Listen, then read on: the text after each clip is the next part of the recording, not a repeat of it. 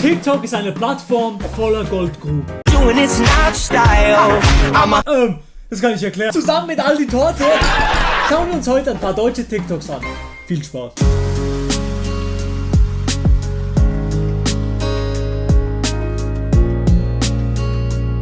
Ich hab nix. Was ist das Problem? Ich fand's ein gutes Video, ich weiß nicht, was dein Problem ist. Ich habe kein Problem, auch eigentlich nicht. Ich habe das Gefühl, das Video ist nicht zu Ende. Ich glaube, der Joke, der will dann eher auf einer anderen Plattform stattfinden. Ich finde es auch immer toll, wie die Leute ihre Körperteile dafür benutzen, Views zu bekommen. Das machen wir mit unseren Gesichtern, weil die sind so schön. Ja, weil wir beide sind beide geil. Ich find's auch furchtbar. Frisurtechnisch am Start.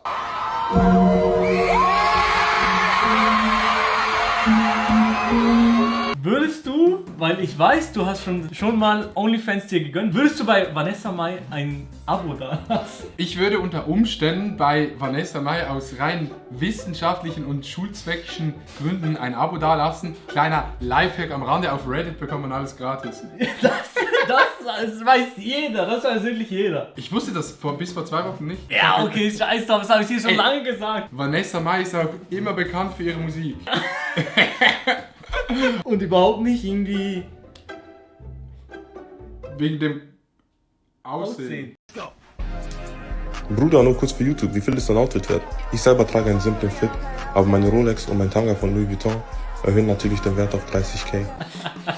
In Hamburg, Digga. Immer diese Videos. Wie viel ist dein Outfit jetzt wert? 10 Euro, aber mit meiner Uhr 50.000. Nee, Ich habe auch noch einen Louis Vuitton Tanga. den sehen wir bei Vanessa Mai auf OnlyFans. Ich habe ihn tatsächlich auch von Vanessa Mai gekauft. Den Tanga? Ja, einen offiziellen OnlyFans, wird sie den verlost. Oh, sie hat den verlost, wirklich? Ja, der hat den verlost und jetzt trage ich ihn. Ich würde dir echt gerne sagen, wie schön du bist. Aber wahre Schönheit kommt von innen. Und ich war noch nicht in dir.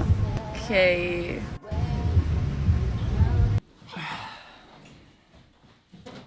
Habe ich gefreut, klar. Wenn ich jetzt so das Video sehe,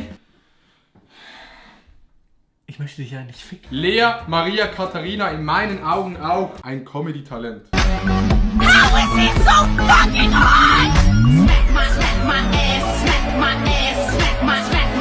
Wenn er kein Alkohol trinkt, und da bin ich hoch im Kurs, Digga. Ich trinke keinen Alkohol und du?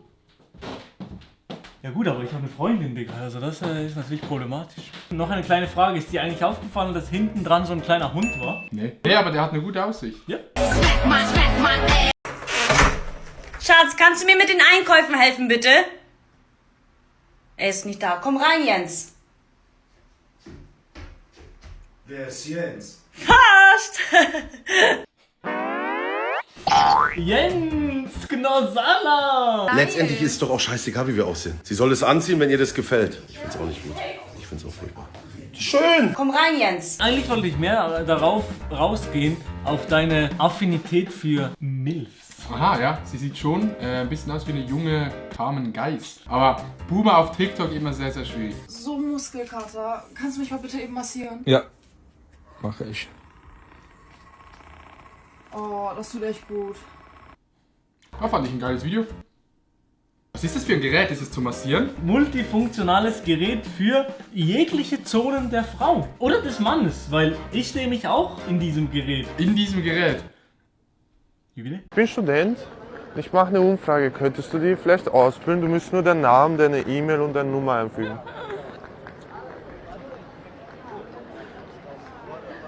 Bitte. E-Mail und Nummer bitte. Okay, danke. Ich rufe dich dann morgen an. Dann können wir uns ausmachen, weil wir auf einen Café drehen.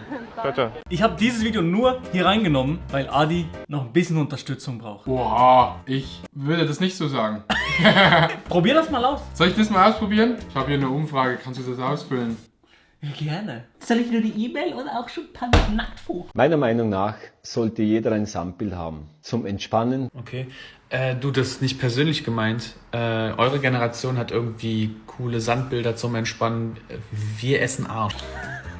Schmeckt, Digga. Hast du schon Arsch gegessen? Ja. Erreichen wir den Bahnhof Hamburg-Harburg.